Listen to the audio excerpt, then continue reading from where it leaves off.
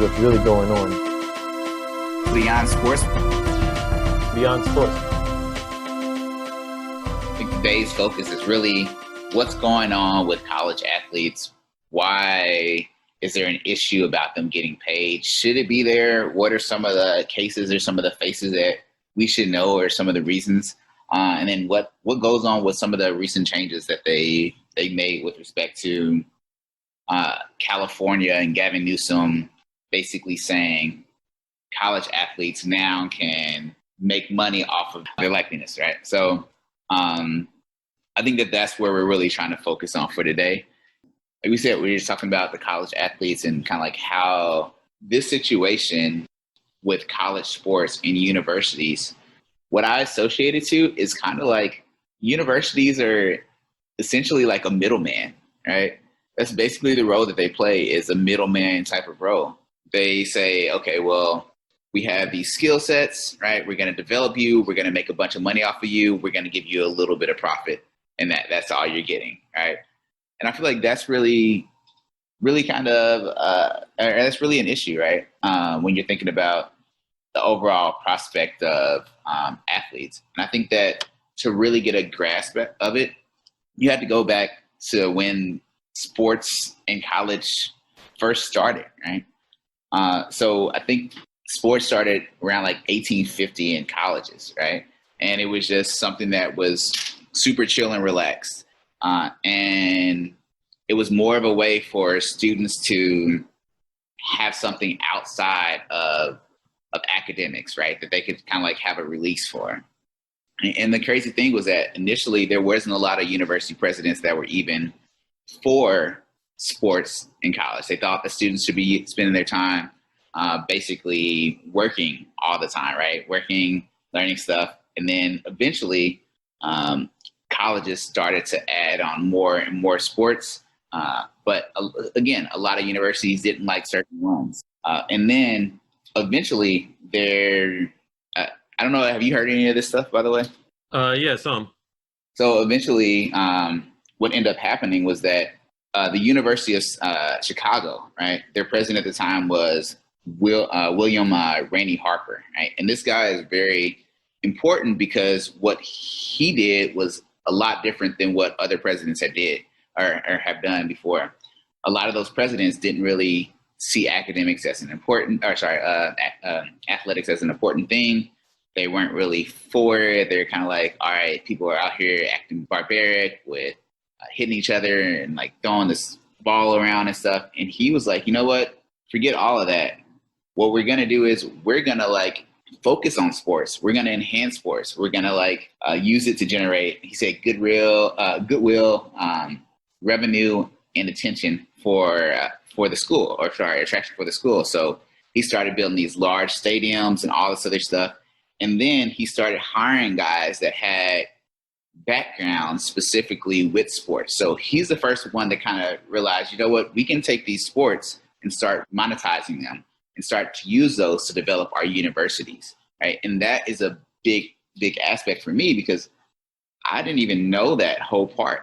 And then there was a couple other guys that came along as far as like coaches. And then they started to have this interesting thing because before sports were a part of the budget, right? You have this academic budget and sports were a part of that budget and they had to be allocated. Well, with Harper, what they ended up deciding to do, he hired Amos Alonzo's staff, right? And what ended up happening, the staff was with Yale for, I think, 40 years or so. And he was like head coach, he was a player there, and then he came over. And what Harper and staff did, they basically were like, you know what? Instead of doing that budget, we're going to switch the budget all the way around. We're going to have you manage all of our sporting programs. You're not going to have to deal with any of the academic people. You're going to report directly to the board of trustees and the president. And that's where the money was. So he didn't have to worry about fighting for budget with academic parts. He was set aside to a whole different source of funding where he could start to develop. And I feel like that was the biggest thing that kind of like pushed college athletic sports towards the direction of like monetizing players and how can we use that to enhance our university. So, and what year was that? Still in the 1850s or 1920 something. Yeah, I need to check with that one. I think it's still in the 1800s. Yeah, I think it's still in the 1800s, like 1890s or so. Okay, so this was actually before the NCAA was established, right? Yeah, so NCAA was established. What was that? 1910, from what or 1906, I think, was Yeah, the early the 19. first kind of iteration, and then it got formalized in 1910, from what I read. Yeah, and that was one of the big things, right? Because do you know why the NCAA like started to come around, or why they even created the NCAA? So, from what I understand, players or the sports were too violent. Players were dying, I guess, and they needed a board to regulate kind of the safety of sports, is what I understand. Like that was 1906, I think. And then in 1910, then they wanted to kind of enforce amateurism. And they got really into making sure that athletes were amateurs and never got paid, essentially, for their sports, which is crazy because you just said in the late 1800s is when they started monetizing and getting money from sports. Well, then you reinforce that athletes can't get paid. So now you're just basically ensuring that you will only profit and never have to give away extra money to those athletes. Mm-hmm. And if we flash forward now, I was looking up what are the biggest stadiums in the world. And I looked up a list of the biggest stadiums in the world. 8 out of 10 of them are college football stadiums, right? Yep. So like the first two, number one's in North Korea, number two is in India. This is just from Wikipedia. Number three is Michigan Stadium, the big house, right? Mm-hmm. Number four, Beaver Stadium, Penn State. Number five, Ohio Stadium in Ohio State. Number six, Kyle Field. Number seven, Neyland Stadium. Number eight, Tiger Stadium in LSU. Number nine, Bryant-Denny Stadium. And number 10, Darrell K. Royal, Texas Memorial Stadium. College football stadiums, biggest stadiums in the world. Yeah. Not a single professional stadium. I think the AT&T Stadium, the Cowboys place, how big is that? Probably the closest one to the amount of seats and stuff, and for different reasons. But yeah, I feel like that one is like the closest one. But huge thing, right? What you're talking about, they're building these stadiums to fill a bunch of seats, even if they're selling tickets $1 a pop, right?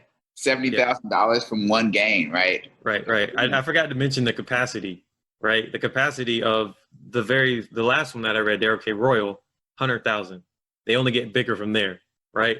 Yeah. So 100,000 minimum that you're getting per if it's packed, 100,000 people coming in, and not a single cent of that money is going to a salary to the people that are bringing those people to the stadium. Yeah, it's really wild if you think about it in totality.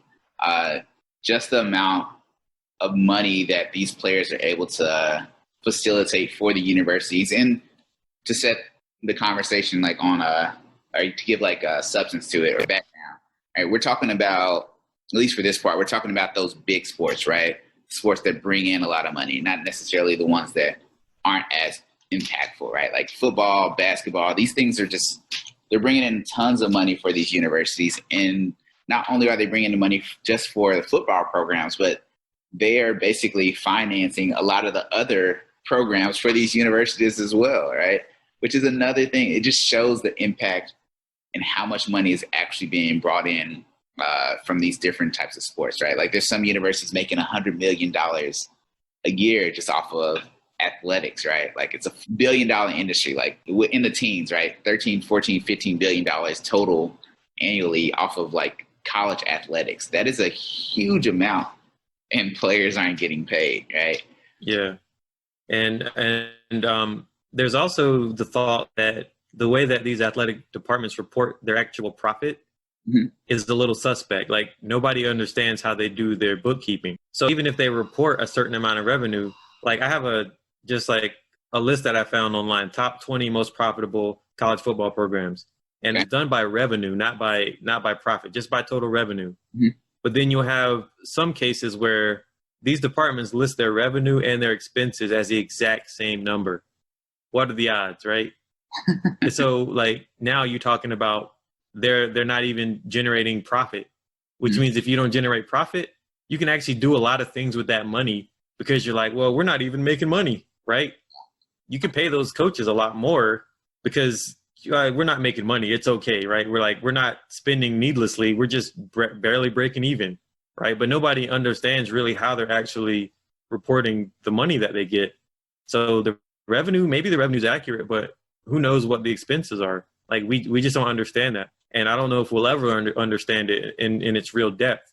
But what you do understand is that a lot of these players aren't getting any money for it, right? The players aren't getting paid, not formally. Now we go back to the Christian Dawkins conversation.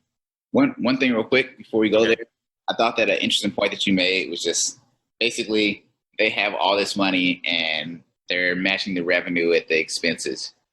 That is brilliant strategic spending by these universities in a sense, because now they can like point at these athletes and stuff and say, well, yeah, like we're not really using that money, right? Like they probably plan out to use all of the revenue towards things that they have to purchase, right? Just because then it doesn't show that it's profitable, right? And they can kind of like wave it off, right? And they can use it down the line. So it's so in depth, but I just thought that was an interesting point that you like pointed out. So Yeah, and so going back to the whole Christian Dawkins thing, right? These players, we know they're not getting paid formally, and that's kind of what they want. That's why they have to get it under the table. If you're a person and you know that you're responsible, all right, Zion Williamson was kind of what prompted this conversation, right? Mm-hmm. Talking about him, and he's in a lawsuit now where he's been asked to report kind of his financials for the past few years and where his parents were staying. Did he get money from Duke?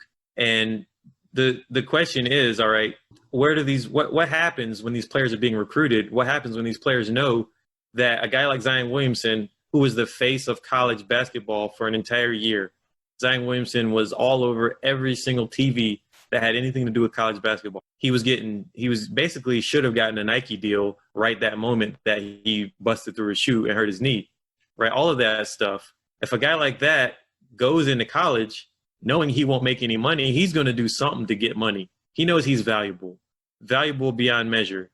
So how do you disparage these guys for trying to get what they can get when they should be allowed to do it?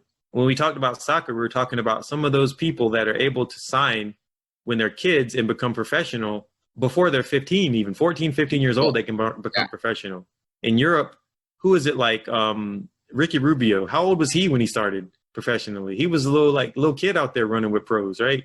Yeah, but he knew he was good. Everybody knew it. In America, our amateurism model, NCAA, working with the NBA, working with NFL, says they can only play after they're a certain age. They can't go to professional leagues until they're 1 year out of college or until they're 3 years. And they're really restricting these guys' earning potential. And some of these guys are ready when they're young, and who knows what happens in between. They get a serious injury in college. Maybe they lose their passion for the game before they can get their payday.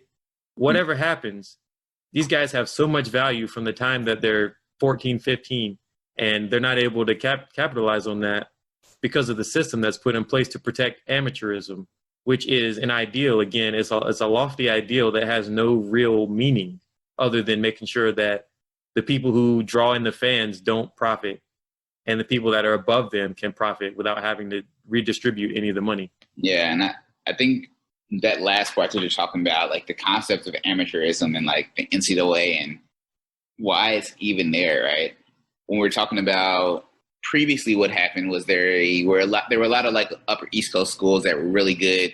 They had the money to finance these programs, win these championships, these Harvards and Yales and stuff. Like that's why when you look back in the history books, like you're like Harvard was a football powerhouse, like Yale, like yeah, they were at one point in time because they had these budgets. It wasn't because their football programs were just dominant and competing against everybody else, but they had the money to basically buy these coaches and support these players and stuff like that, right? So there wasn't a level playing field in a sense, right? And there were no rules with eligibility, like who can play on your actual team, like what about scholarships? Like, can you offer ridiculous amounts in scholarships to players? Like, what is it that's actually happening, right? And I feel like that was part of the base of this whole amateurism, right?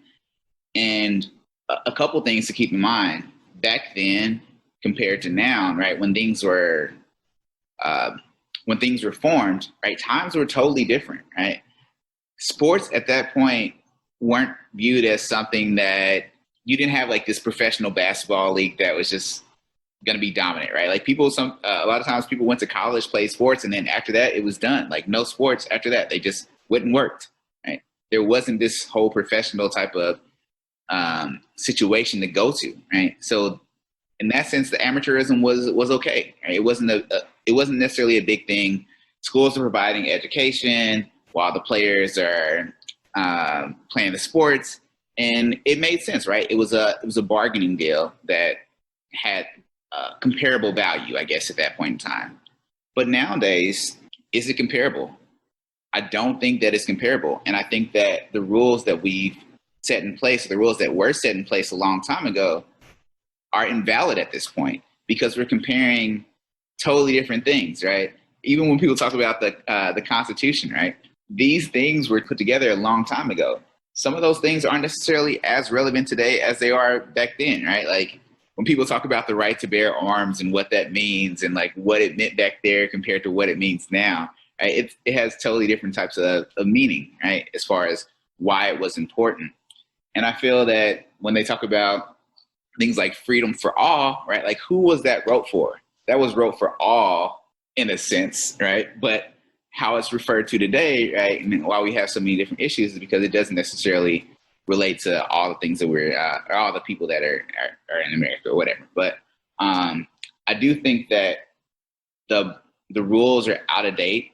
And I think that that's one of the things that's hurting this, is that we're using old rules and we're trying to put them on something that's fairly new, I guess, in a sense. Yeah, I think when they first started, it probably was to look out for the students. I'm pretty sure back when they first, started having athletics, and like you were saying, it was not as important. These students probably, were trying to balance their academic workload and doing sports, and it probably was a distraction. Yeah. And if you're doing it at Harvard or another Ivy League school that are some of the best academic institutions in the world, then it makes sense that your professors want you to focus on the academics. Exactly. It's an expensive school, has a high reputation. We want to put academics at the forefront, and I get that. But I think now some people don't even really act like academics are there. Ben Simmons, remember? Ben Simmons didn't even care about class, and he shouldn't have. Like he was a mercenary essentially for that year. He had to go to college for a year, right? So he did it. I had to think about where Ben Simmons went to college too at first, because it was just such the crazy thing too about it, right? Like a guy like that has to go to college. He doesn't care how he does in college if he doesn't like that school. Winning a championship does nothing to boost his draft stock. The guy was going to be number one pick. All he had to do was stay healthy, right? Not making the tournament, nobody cared. Scoring less than what he should have, nobody cared. Kyrie Irving's another example of that. Kyrie, yeah, just about to say. Kyrie got hurt. He's like, I'm done. I'm number one draft pick. I know that. I'm not doing it. And Zion Williamson. Zion Williamson is a different case a little bit because he came back because he wanted to be loyal to the school, but nobody would have disparaged him for not playing. I didn't want him to play partly because I'm a Carolina fan, and I knew if he played, they're going to win. They're going to beat us, right? Yeah. So I don't play, but also stay healthy. That's why, right? I want you to stay healthy. There's no reason for a number one pick to play in an NCAA season. There's no reason. Yeah, no reason at all. And I think that one of the points that you were talking about earlier with these students at early ages, right? Like they can start it's crazy how they can start marketing themselves at an early age. I was watching that LeBron show on HBO, like the Barbershop or Shop, whatever. Yeah, right. And he was talking. He was like, yeah, like 15, I was like, everybody in the world knew who I was. At 16, I was like on ESPN, like dunking on this. And like, like he had more marketability at that point than most 15 or 16-year-olds have. Like, in essence, he probably could have signed a sneaker deal at that point, and people still would have bought his sneakers, right? Like, yeah. LeBron was dynamic. Even when I was in high school, same age range, like looking at this dude on videos, like, man, that dude is unreal, right? They put his games on TV, ESPN. Exactly. You telling me he's not making no money off of that? Right? was it him and Carmelo that they were doing like him? Maybe they weren't playing each other, but I'm Yeah, pretty sure Carmelo was also being put on TV. yeah, He was at Oak Hill, right? some type of way. Yeah. So and it just shows that these students, right, like they have marketability at an early age, and it's kind of like, what does that have to do with college, right? Yeah. What does that have to do at all with college, right? Like sports and college, in a sense, are two different things, right? I think I was reading something and Josh Rosen was basically saying football and college have nothing to do with each other. Like, in a sense, they don't, right? You can make a whole entity where it's just like, all right, this is a football program, this is a college. It's kind of like what you were talking about last week with the Cleveland Browns, right? If you're a college and you want a football program, just buy one, invest in them. Yeah. It can be their own separate entity. Like, in it, you can make a situation where the players that are with this team have a chance to go to this university and take classes at a cheaper rate that's paid for by the team.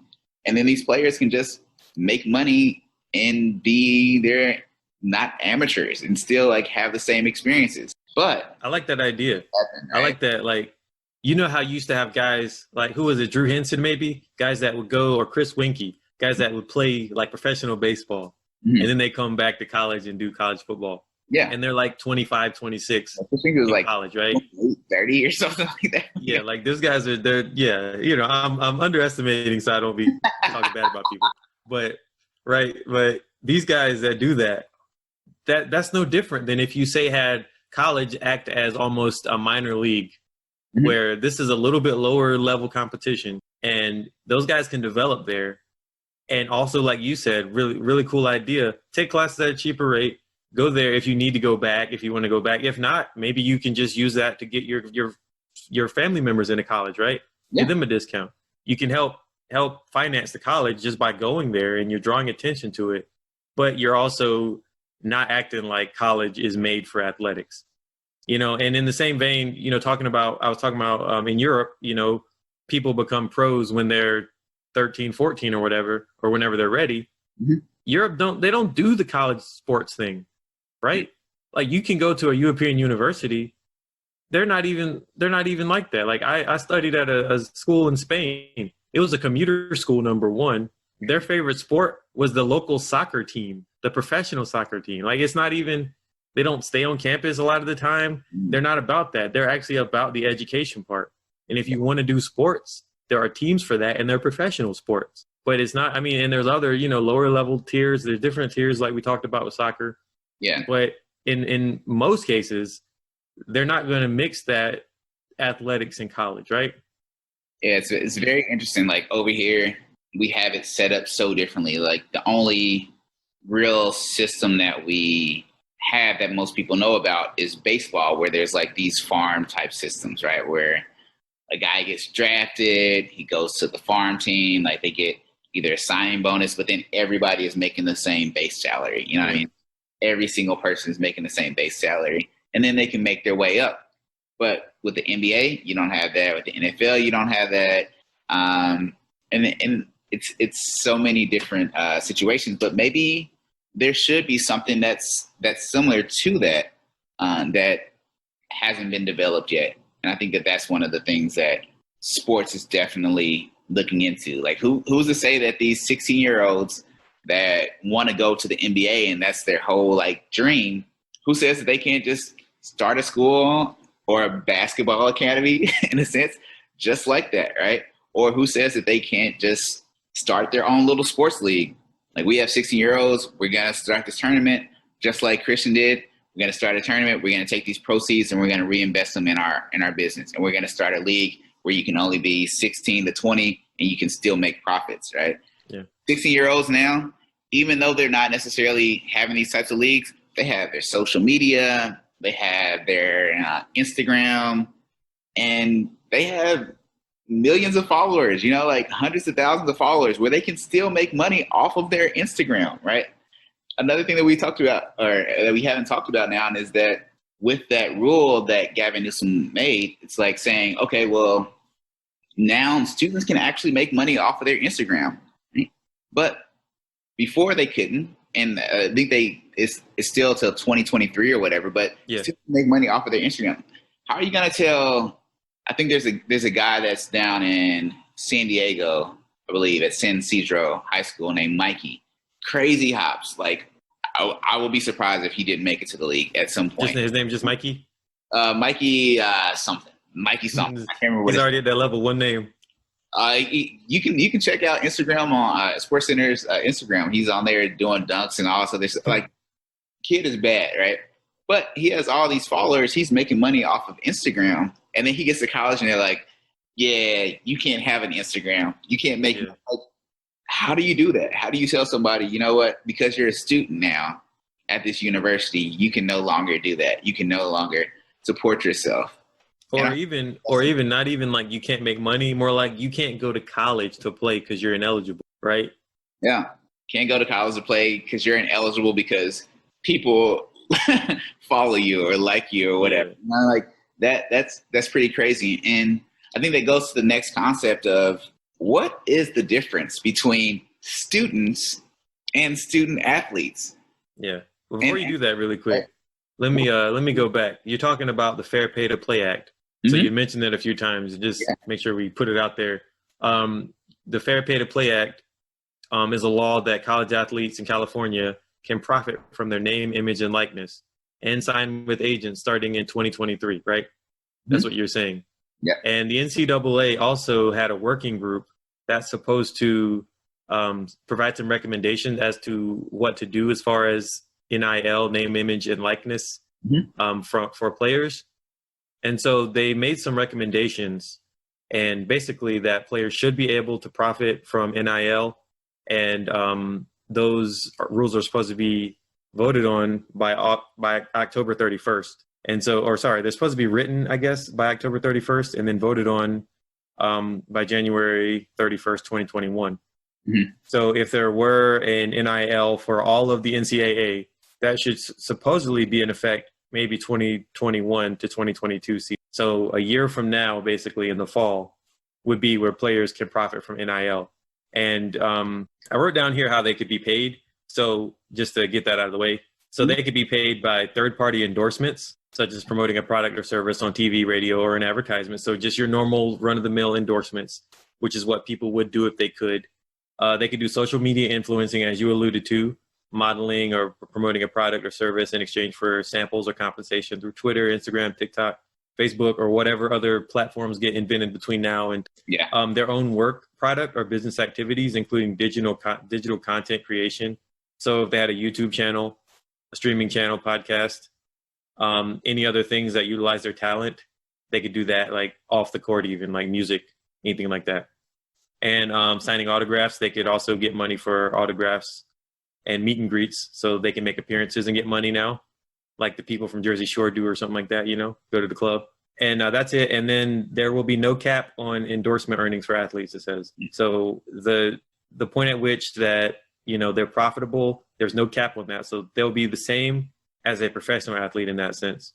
And that's another topic that we could really get into about how professional athletes make money, because those Forbes lists that come out every year about the highest paid athletes, I like looking at those because those are broken down in a way that makes you understand that there's a lot more money to be made off the court. And how we're talking, Tony Romo is making more money off the field than he ever did on the field, right? Per year anyway. And here's some restrictions for that, for those recommendations. So it says that athletes or third party cannot use an intellectual property from the school or conferences in endorsements. So you can't, like, if Johnny Manziel couldn't wear his Texas A&M logo and get paid off of that, he has to get paid off of Johnny Manziel. School or conferences cannot make endorsement payments themselves. So basically, they can't lure you to the university and use it as a recruiting tool to say, we're going to make you famous. And that's a recruiting tool, right? So that's kind of what they do. And that's, schools or conferences cannot facilitate or help athletes locate or arrange endorsement. That's another one. And school cannot use endorsements as a means of paying or for enrollment or participation in athletics. So you can't deny a person a scholarship based on the fact that they're getting endorsement. So, they say that they should be able to profit in an unlimited manner from their own name, image, and likeness, as long as it doesn't come from the school, basically it. And they can't use it as a recruiting tool. And in that way, it doesn't violate Title IX, as far as I understand. that they don't, differentiate, because it will be a point where basketball players and football players in the revenue generating sports, as they call them, which you alluded to, they're going to be more profitable in terms of their NIL. But there are still some athletes, UConn basketball players, women basketball players, they're going to make money, right? That's going to be, that's no doubt right there. As long as UConn is still good. Who knows what happens in 2 years, but as long as UConn is still good, then their players are still going to be good, And it's just, it's hard to say what's going to develop between now and then 2 years from now, but it makes sense that if that gets put into play, that'll become huge, because then the athletes will be able to get paid in their own ways, essentially. Yeah. We'll probably see a lot of weird, like, bad commercials, local TV commercials with college athletes instead of professional athletes, right?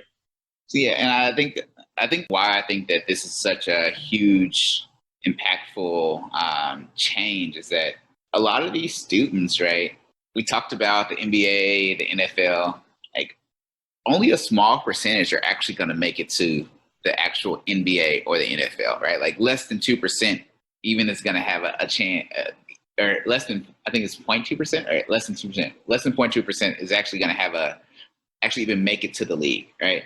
Yeah, most go pro in something other than sports. So that's huge, right? And I think that there's two parts with that. One is that a lot of these students, they may not have any other moment to market themselves than when they are in college, right?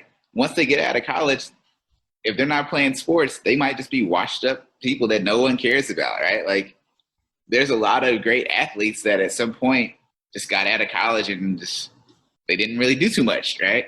And I feel like this is something that can allow them to still use the skills that they have to advance themselves, their family into the future, right? And maybe it could be a positive, right? Maybe students would take sports more seriously at an earlier age if they knew that this was going to be their financial backing, right? If you knew that you were bringing in $1,000 a month that you could help your mother pay bills with off of marketing yourself, right? Maybe you're going to try even harder to get marketing deals. Maybe you're going to try to try even harder to be on the field, right? These types of things I hadn't thought about until this specific conversation, but there could be different types of influence in there. And I think that that's one of the big things about it, is that there's a lot of students that can market themselves and get some type of funding. Maybe it won't be millions, but maybe it'll be something to help them out so that they can start their business when they get out of school or whatever it may be. So I'm definitely in support of this change for sure. I think what a cool kind of something that comes out of that is that if these athletes are able to get paid for their NIL in college, businesses will reach out at a younger age. Like you're saying, as soon as LeBron James was on TV as a 15-year-old, he's going to have endorsements from that day forward until he is not famous or good anymore. So you can carry those with you from a young age to college. So it's not even like, I'm sure that most of these people won't even need to get endorsement deals in college, because if they're already good, a local pizza shop is going to want you to be in their commercial already. Say you're from a small town in Pennsylvania and you're going to go to Carolina for college. Now we're going to get you and your marketability. We're going to have you take that with you to college now. So what used to be, we used to have a small local ad. Now everybody can see it because you're on a national brand now, Yeah. So now you can see like even the point where you invest in these kids younger. And I think, a lot of people are worried about it. It's going to like really mess up the NCAA model. Yeah, it probably will. Because at that point, kids aren't even going to want to like go to college. Like they're going to go because they have to. But I think that's also something that really needs to be looked at. Why do we even have a requirement to go to college, right? Exactly. NBA, I don't think you need it. Not at all. Like if you're good enough, go. And if you go and you turn out that you're not good enough, actually, I don't know, because I think it's more of a maturity issue than a skill issue. Like a lot of these guys that go to college, they skip college and go to the NBA, a lot of them have really good careers. And I'm not even talking about like the best ever like conversation like LeBron. I'm talking about like a guy like J.R. Smith, who's had a great career, right? DeMar he didn't go or like like Monte Ellis, right? He didn't go. Did he go to college? He didn't go to college, right? Gerald Green, DeMar DeRozan, different times. Yeah, same. They didn't go to college. So yeah. And these guys, you might not even realize they didn't go to college. Like there are some guys you just like, where did he go to college? And like, no, he didn't go. And they had really good careers, 10+ years, right? Because they did all the development and they were mature enough, or they got enough mentorship. But I don't think it's a skill thing. I don't think like, Kwame Brown, whatever, people use him like he was some kind of a bust, but the guy lasted for a long time in the NBA, right? Like that's all you can really ask for. Yeah. Do you remember when they started to make that rule change, right? So I think they made it. Dwight Howard, I think his year, Yeah, 2004, like, I think was the last people. And I think then that's when they end up making it. And do you remember? Because like I know I'm a sports head that even back then I was like all around the stories. Do you remember like what some of their justifications were with making the actual rules at that time, where students had to like play at least 2 years of college basketball before they could go to the league? I don't even remember, no. Well, basically what they were saying was that a lot of these young athletes are trying to go to the NBA. They ended up not making it. And then once they try to go to the NBA and not make it, then they can't go to college. And now their whole life is a bust. So yeah. What we're doing is we're protecting them. We're protecting these guys because we don't want them to basically flame out and have like no life after this. So we had to make sure that they go to college. And that was the reasoning, right? And it sounds like, oh man, they were really caring people, right? They really understood it. But I don't necessarily think that's what it was. No, I don't think I don't think that's the case. I think that, I guess baseball has a good model where you can choose to go pro, but if you go to college, you have to go for 3 years. So like, if you want to take that signing bonus and work your way up through the minors, that's all, you can do that. But if you choose to go to college, just make a commitment to college, which I think is good. Like they don't have to make that commitment. That's a good option. Football, I think, should be something like that.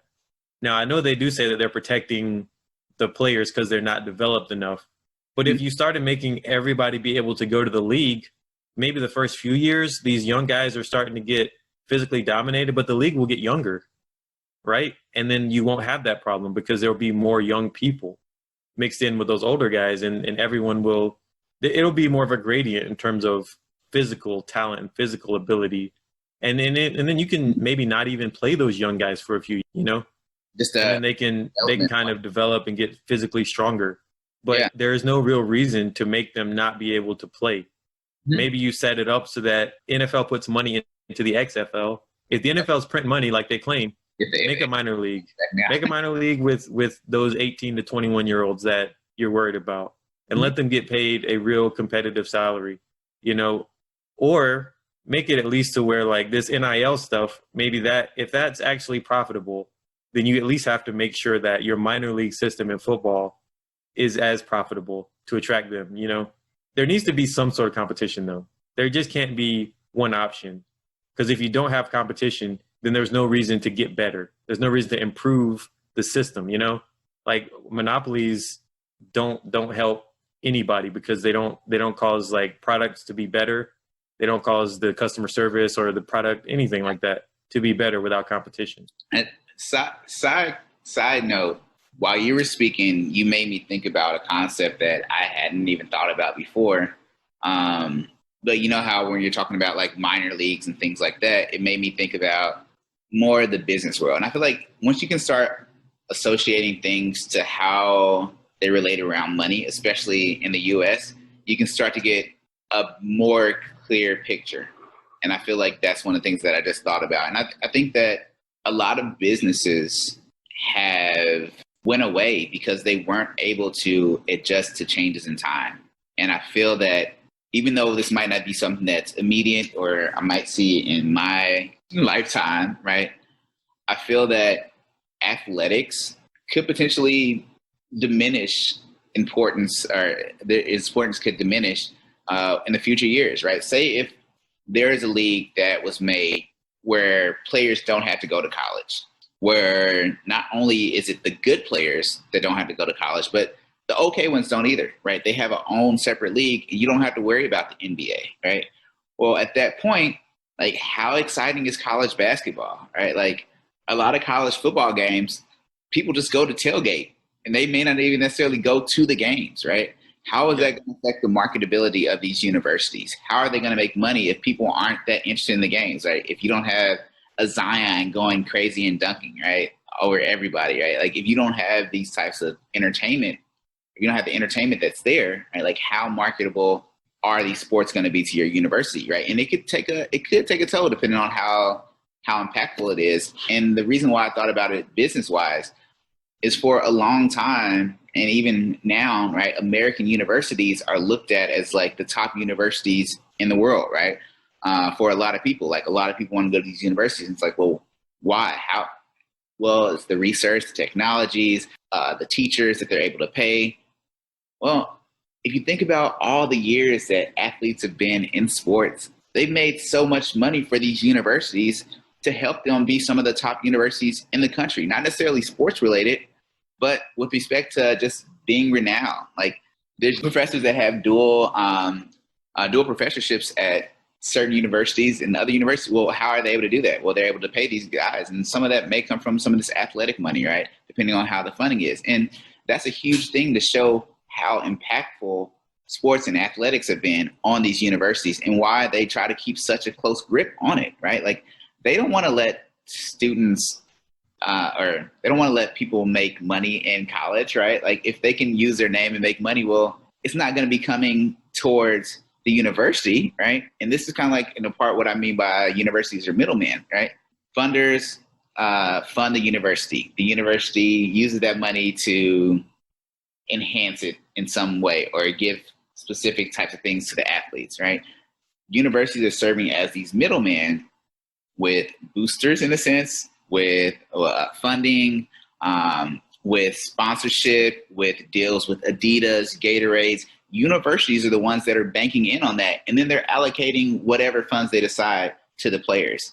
And with these players making money on their by themselves, like this NIL, right? How is that going to affect these universities, right? They don't get the university name. Like, they don't get Zion wearing a Duke jersey advertising for McDonald's, but they do get Zion. So do you pay Duke at that point? Or do you just say, forget him, let's pay Zion a little bit less and save some money and still get the same marketability, right? This is going to affect universities and how they're getting money. And this is going to be an issue. And that's why it'll be interesting to see how this goes through in the future. I think you're exactly right. I think universities are a little scared because a little bit of their income, their livelihoods are at stake, in a sense. They built so much of what they do off of revenue from athletics. And if you don't have that revenue source, things could get a little tight. I think, as we all learned recently, everybody is a little bit like one paycheck away, right? You miss that one paycheck and times get hard. And it doesn't matter how big of a corporation you are or how small of a little, just your family unit. You know, we're all one paycheck away from who knows what. The rented life of American citizens. Yeah. So at that point, if they're, they don't get that revenue stream that they're counting on, or it's not as good as it was, it's not as much money as they thought, then yeah, the situation could get a little hairy for a lot of these universities. And you're completely right. A smart sponsor goes straight to the source. They don't need to go to the university, because university might charge a little extra 10%, 15%. They go straight to that person and they endorse with him, and a lot simpler, a lot more straightforward. So I do think, yeah, there's going to be a lot of repercussions. And I know the NCAA doesn't want this to happen necessarily, but it's such a strong desire that players get compensated that it's kind of hard to avoid. Yeah. So, yeah, we'll see what happens. I mean, I don't think that they can fight it forever. I don't think they can go along with suppressing the free market essentially forever. It's just exactly, because you try to do it and you're gonna fail. Like, look at all these JCPenney, right? Like, all these places, Macy's.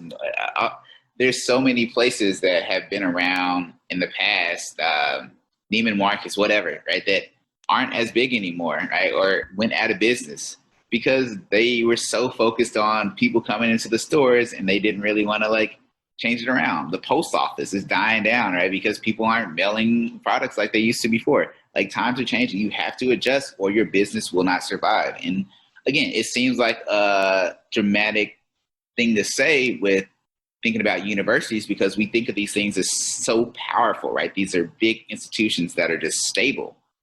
But again, like take 100 million out of a budget. How does that affect your university? It could have huge impacts, you know? So we'll see how the universities decide to change on that aspect, I think. So All right, and what you were trying to say before, could you go into that? You're saying what's the difference between a student athlete and a student?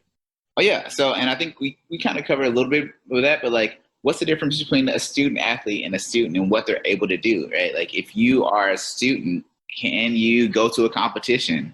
Can you make money off of that competition, right? Like, is there a prize that's associated with it, right? That's one thing. Or if you say you're in programming class, right? And you come up with some really good algorithm, right? Who says that you can't market that and make you basically become a millionaire? Even though you have those skills and you're developing them at the university, if you're not using the university's name, why can't you market that, right? You can, right? And why does it say that athletes, they can't use their image to market that? Is the school saying that they're 100% responsible for who this athlete is and they should get all the benefits for who this athlete or what this athlete does? I don't know. It's kind of a weird gray area to me because I think that you can't call a student athlete, a student athlete a student, but then take away the student privileges and only make them amateur athletes. Yeah, and they work so much harder than a regular student. Oh, They invest so much more. You know, when we were both students. I mean, we worked in labs. You said you worked in a lab. I worked in a lab. I didn't work that hard. I got paid. You know what I mean? Like it wasn't a lot, but it was like exploring something that I like to do and my curiosity and developing me as a scientist. But I never felt like I couldn't earn some money on the side, you know, and make sure that I had enough money to eat, enough money to whatever. And athletes, just recently, the Shabazz Napier, he just had to complain after he won a national championship about having enough food before they changed the rules to where they can have unlimited snacks and food. Yeah. Like these athletes working their butts off. They're at school before the students come in training. You know, they're working there after the students leave. They're working during holidays, and it's not even like they're playing. They're working. They're basically employees who are denied the basic rights of employees. Right? They work more than the coaches.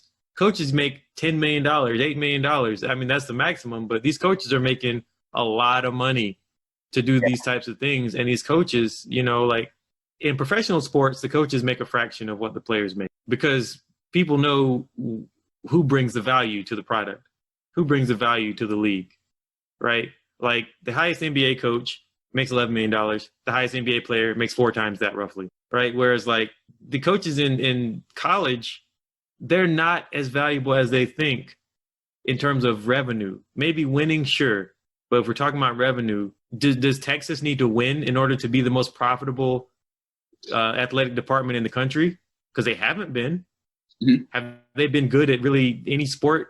Notably good? Not really. They're still going to make that money.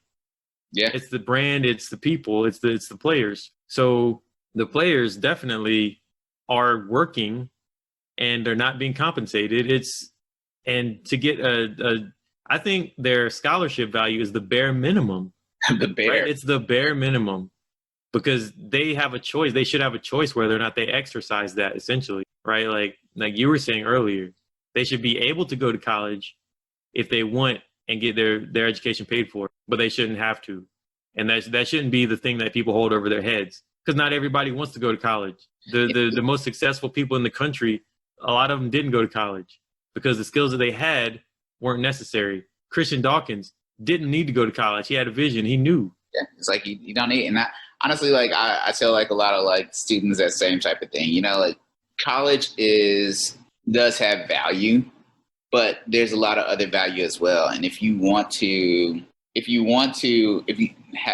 an idea of where you want to be long term, college isn't the only way to get there. Right? There's so many different avenues where if you don't want to spend the money, or you don't necessarily have the time to allocate, or you have like a kid or something, like there's so many different reasons why you may not want to go to college, but you can still get a very solid education or a lot of experience that may be more invaluable than the education long term, right? So Yeah. I think that's one of the things to kind of think about. And when you're talking about these students right now, student athletes right now, some of them are spending between like 40 and 60 hours a week. I'll say like 40 and 50, 40 and 60, depending on when school's in session or not. But 40 to 60 hours a week just on sports related stuff. Like that is huge. And that's not even talking about just the academics or going to classes. Like, how do you expect someone to go to class, do homework, study for exams, and then practice, do all this physical conditioning, and just do well in school, I guess, in a sense. Like, there's so much stuff that they put on athletes. It's just hard to understand how sports and school are directly correlated in the sense of how it is now, right?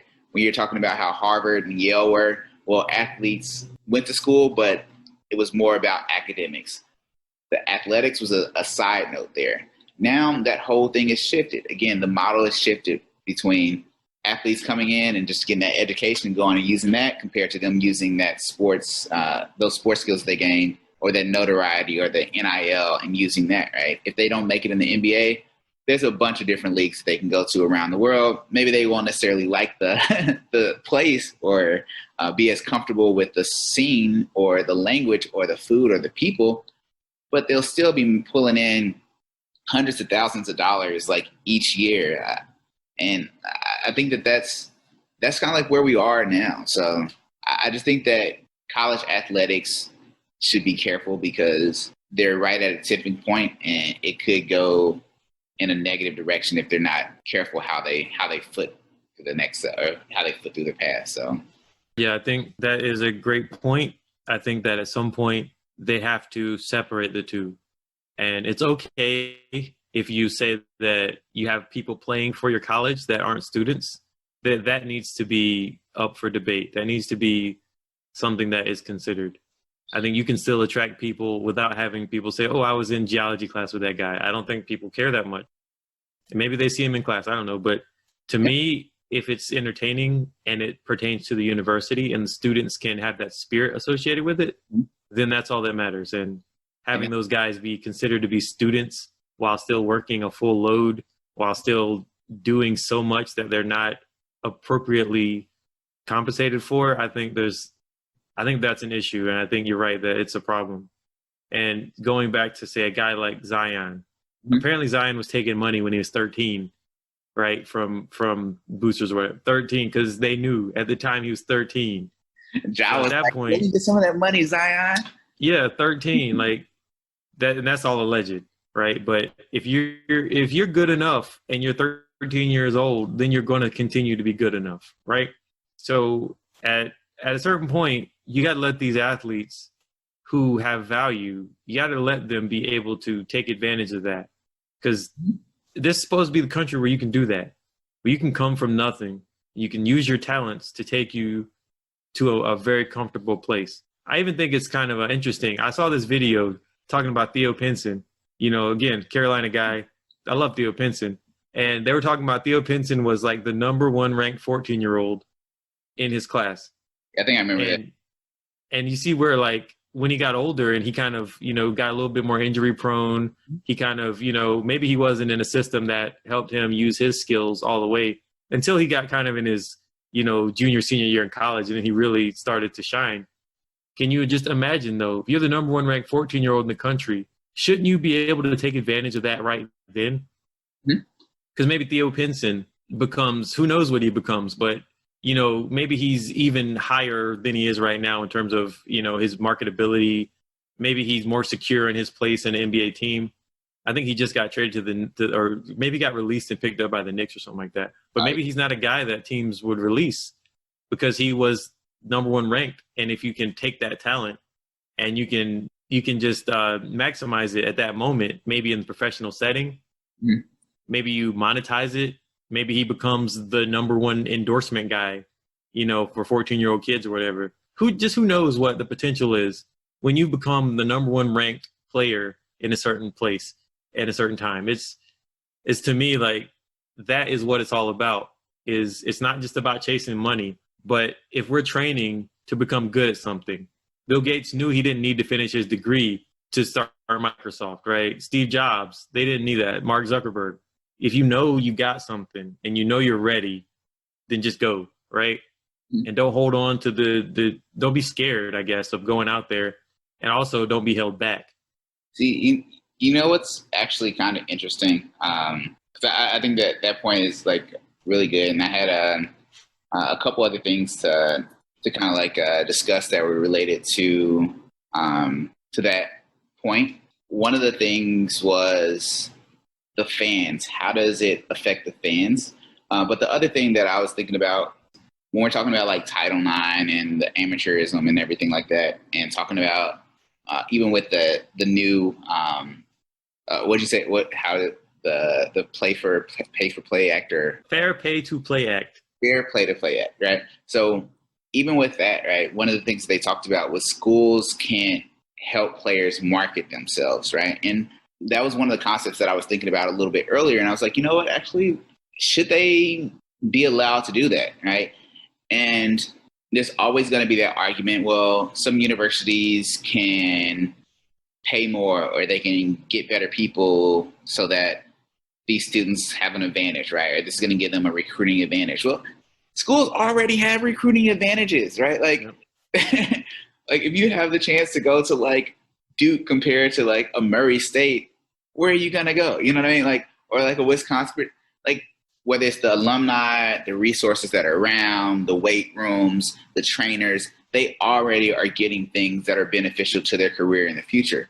So why not have a marketing department that shows these students, well, this is how you want to market yourself. These are some of the avenues you can use. And then they can also teach financial responsibility, right? Like you're bringing in a lot of money. How can we make this portfolio so that you can have this amount of money for the long run, right? Making sure that if you don't make it out of college, you can still use this money. Or if you don't make it to the league, not out of college, but if you don't make it to the league, you still have this much money set aside that you can utilize. And how can we start to make a plan? I feel like, why do we need to wait for students to get to the NBA or the NFL or the NHL or MLS in the sense to start that process? Why can't we start it a little bit earlier? There shouldn't be anything wrong with that specific aspect about it. If the universities don't want to use their names, okay, I understand that part, but there's nothing wrong with having some type of marketing program that's there that helps sustain the players and like gives them some type of financial guidance at an early age. Yeah, so let's just drop the amateurism thing. Let's stop trying to act like it's more sacred than what it really is. Let's let these athletes actually get paid for the work that they put in, get paid in a way that is commensurate with how much work and how much value they bring to a university. And just let the universities be open about it. We make a lot of money off these athletes and we give some of it back to them. Yeah. And then let them also endorse the products they want and just basically let them be professional athletes. And if you don't want to do that, don't require them to go to the universities. Mm-hmm. Let it be an option like it is for every other person.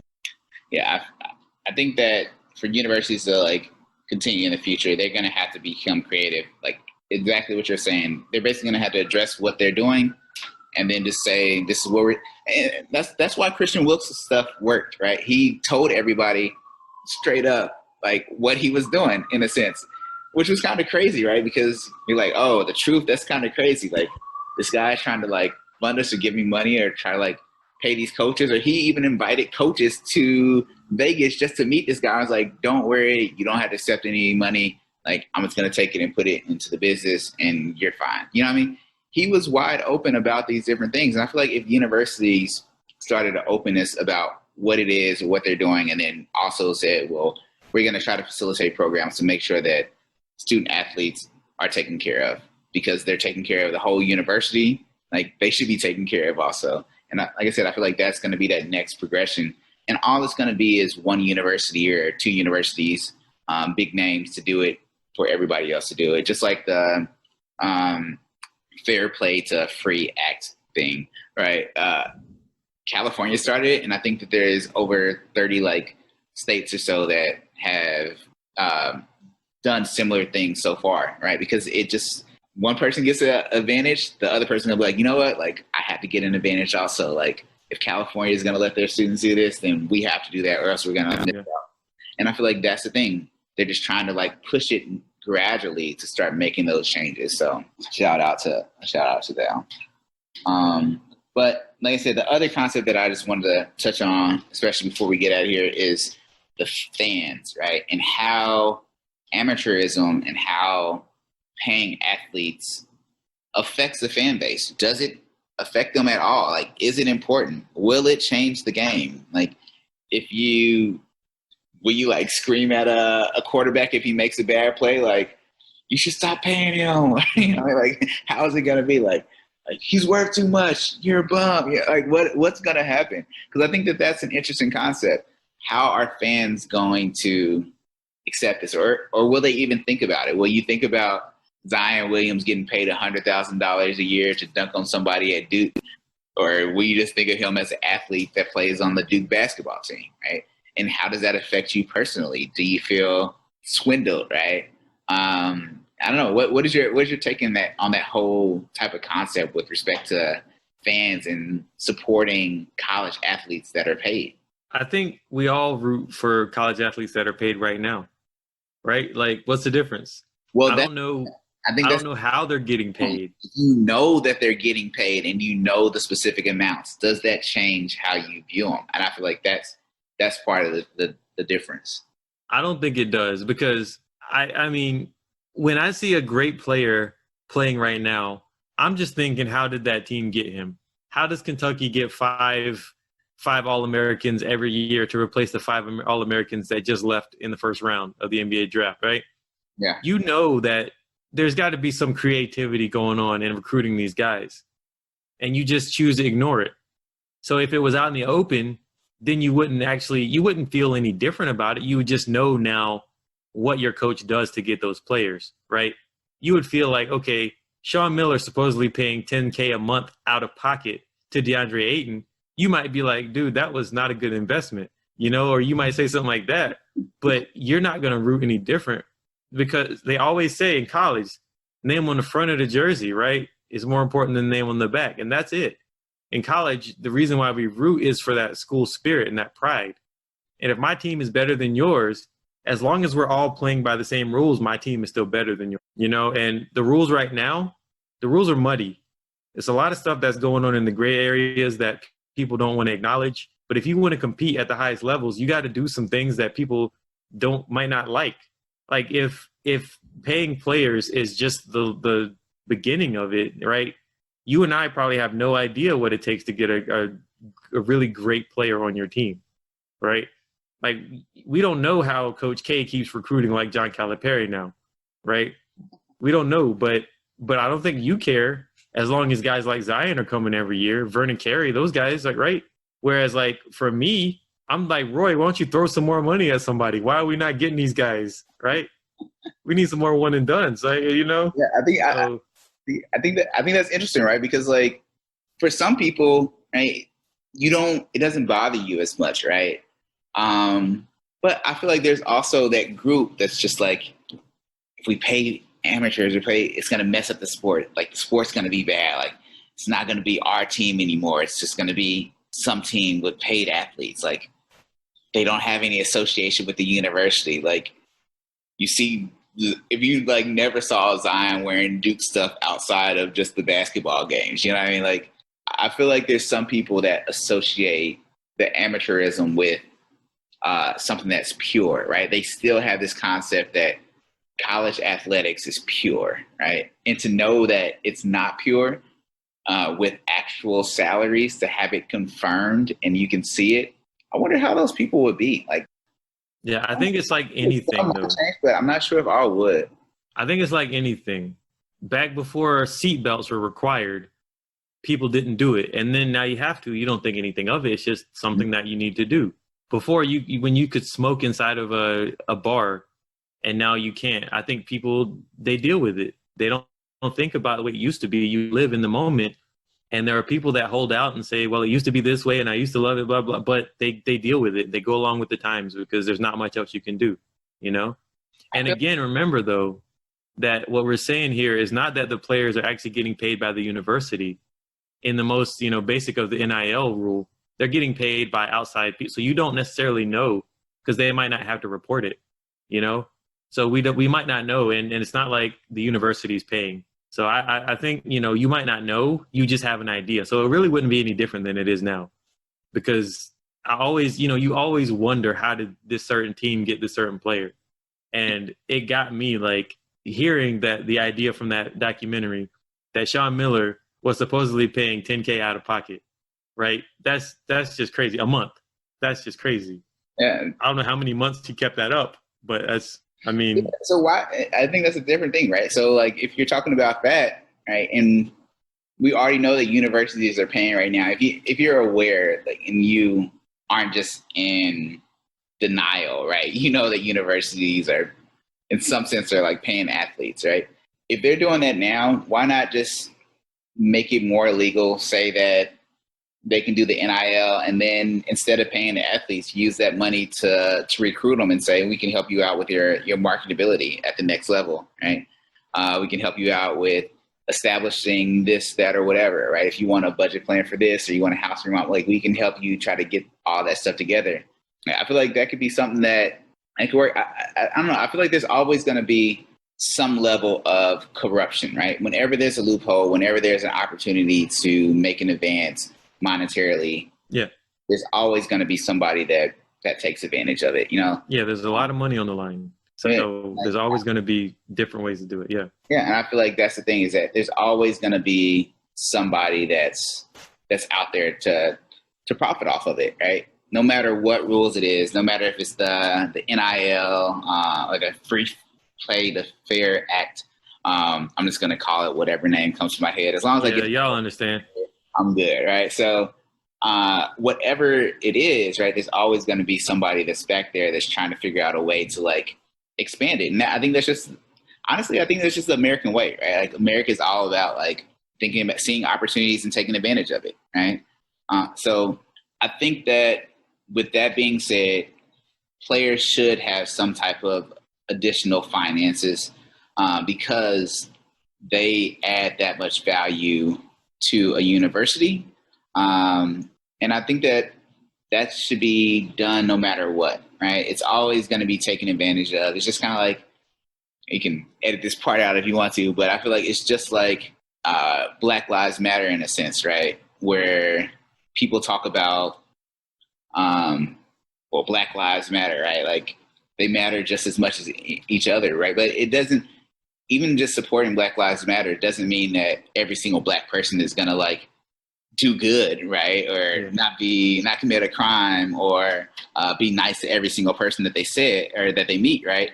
It just means that they're going to have that same opportunity to live out their life. And if they make a mistake, then they can be judged on an equal playing field, just like everyone else, right? Or if they have these abilities, and they can use them on the same playing field as everyone else. I feel like that's the thing with this Fair Play Act, is that you can still pay these athletes. There's still going to be some type of corruption, but give them what their value is. They deserve to have that much at least. So yeah, and when you think about what some of the most profitable sports moments of the year are, the NCAA tournament in basketball, and they generate all their revenue, just about, or most of it, in that one weekend or that 1 month period, based off of the love of the game. And I wouldn't care how these guys are getting compensated for that tournament, as long as the tournament's there. People are going to gamble the same. People are going to watch the same. People are going to do pools the very same way. So that revenue stream isn't going anywhere, right? And if you let these guys be compensated, and I think the NIL actually is a great idea, because now the NCAA doesn't have to give up any of their revenue that they generate to the players, right? If you're letting players get money their own way, then now you don't have to give up any of your profits. But I think it's still good that you're still going to bring people in. And regardless of the level of competition, let's be real, it doesn't matter. People say that college basketball, for example, is lower level than the NBA. They don't like it. But you still watch the tournament. The buzzer beaters are still as effective in a slow game, maybe even more effective. Yeah. So you're going to watch. We're going to love to see the buzzer beaters. We're going to love to see who comes out of that mess of a tournament, right? It's always something you're going to like. And no matter how the sausage gets made, you're going to like the product. Yeah, it was funny. I saw somebody talking about one reason to not have like amateur basketball, as if you look at like baseball, even though they have these levels with amateurism, like the programs that are their farm systems don't really make that much money. They're like paying all these players and stuff. And I was like, wait, listen, basketball and baseball are two totally different types of sports, right? Like basketball games always bring out crowds. Like even if it's a high school basketball game, like the whole stadium is packed if it's like a good team, right? Or a good rivalry. For a farm team baseball game, no. You know what I mean? They got Like, to do gimmicks, right? They yeah, got to right? do a lot of these like Baseball, gimmick nights to bring people out. it's more of a slower sport. It's more of a sport where you have a team, where you know the players and you support it, where you go out with your family and your friends and hang out. But basketball is an event. Like a basketball game is an event. I can remember back in high school, we had this guy in the stands. I believe his name was Roscoe. And he was just an old head. He used to come out and he would be on the bleachers, and every single game he would be stomping on the bleachers when we scored, like you, and just killing it, like all this energy and enthusiasm. But this is a basketball game. You are not going to see a farm single A or a double A like game where you just have this guy that comes out consistently just being ridiculous, right? Or the stands going crazy when somebody like dunks. Like somebody dunks and you're like, wow, like it and it lingers. Like the energy stays there, right? You see a home run here, you're like, oh damn, they hit a home run. Unless it's like really packed, the big game. You know what I mean? Like it's just like I went to a baseball game. I think it was like a Cincinnati Reds Pittsburgh Pirates game. They had like 4 home runs that game, and none of them had really any impact. I was like, oh, they hit that ball far. Oh, yeah, another home that's what run. it is, right? It's not nearly the same. Yeah, it's like unless it's a big game like a World Series or like you're trying to play in for the postseason, most of it is just like good. At the end of the day, did we win or not? That's all you really care about. And did you have a good time? But with basketball, totally different type of thing. So I definitely think that amateurism is overdue to be pushed more to the side, especially with some of these bigger sports. And yeah, I don't know, like swimming, diving, I love it. Like those athletes can market themselves as well. Like I think that they should still be able to utilize the NIL. Basketball athletes are definitely going to be probably the premier ones that actually get to use it because they don't have a helmet on their face all the time and people know who they are without a jersey name or number. Some football players, you may not necessarily even know who they are if you see them out just because they don't. But and you were also talking too about, guys that, there's always some guy every year that comes out of nowhere in the NCAA tournament. He just has a great game. Yeah. Let's say if Ja Morant wasn't the number 2 draft pick and he had his triple-double, right? And he has to go back to college the next year. He's going to be so much more profitable that year. I think it relates to those kind of guys. Ooh. A lot of them do it their senior year, in which case it doesn't matter at that point anymore because they're not amateur, so it doesn't matter. They can use that NIL stuff to profit regardless. Mm-hmm. But I think it would be that guy that either is coming into college that can profit off of his NIL, or the guy that has a big showing in the tournament and comes back to college, Yeah.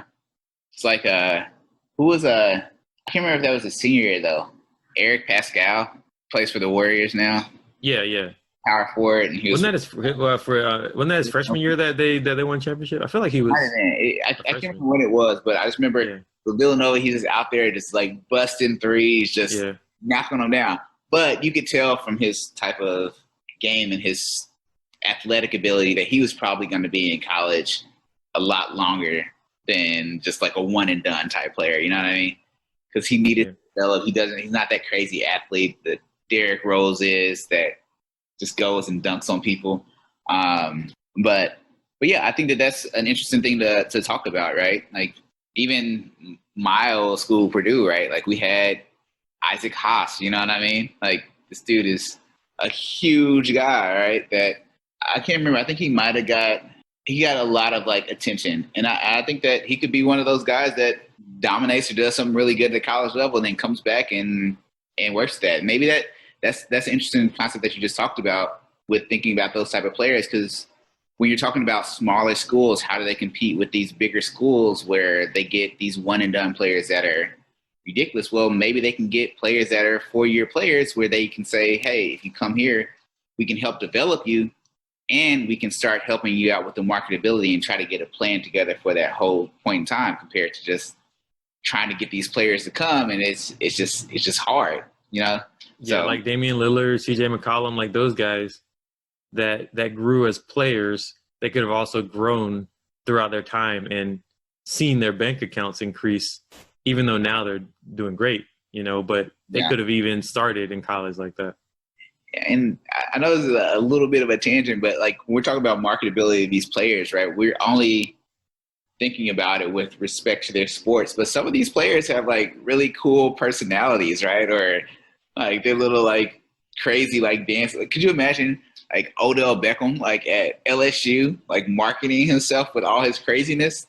I think he would be like a millionaire easily at LSU just as an athlete, not even in the pros yet, just because of marketability, right? Like TikTok, these kids nowadays on their little crazy TikToks with all their little crazy dances and their creativity, they're making money, right? Yeah, Soulja Boy, he was doing it when he was a kid. Yeah, so it's just like use your notoriety for those types of things. So, like I said, I feel like the biggest thing with the pay to play, it seems like we agree that athletes should be able to make some type of finances in college. I definitely think that there should be some type of program set up to kind of like help them out with the marketability as well as the financial part. Because just like how they were talking about with the NBA, there's going to be a lot of people that never had money before that are getting money. And hopefully the goal would be to try to help them out long term. So they definitely need some type of like financial advisor. Don't we all need a financial advisor in some type of sense? I mean, we all need finances first, but yeah. We all need some type of finances, and we need some type of way to make sure that we're able to like live a productive and meaningful life with finances and not struggle. I think do you have any other comments about paying college athletes or any last thoughts about that?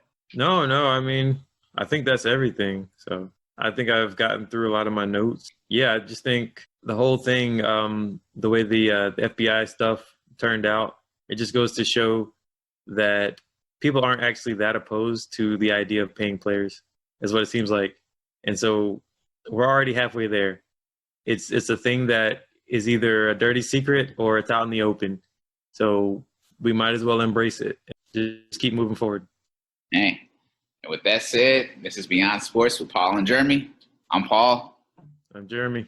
Thanks to you for listening. Check us out on Instagram, Twitter, Facebook, YouTube, Wibbly, Podbean. We have a lot of different places to go to check us out. So please comment if you think there's something interesting or you think there's a concept that we should talk about or discuss. We're always open to hear what you guys have to say. So again, thank you guys for listening, and we'll see you next time. All right, see ya.